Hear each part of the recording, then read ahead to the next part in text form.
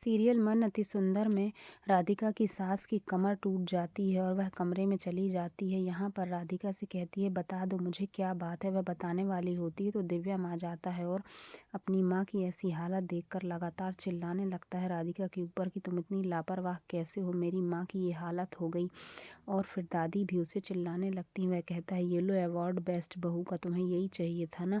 और रुकता ही नहीं है। राधिका कहती है, हम आते हैं यहाँ। दादी के कमरे में आकर पूछती है चाय चाहिए और वहाँ से चली जाती है। फिर दादी के लिए चाय और कॉफ़ी और हल्दी वाला दूध बनाती है। दिव्या आकर उसकी मदद करता है, उसे सॉरी बोलता है। दोनों एक दूसरे को सॉरी बोलते हैं और फिर आ जाती हैं दादी और कहती हैं, तुम दोनों ऐसे ही हमेशा खुश रहना।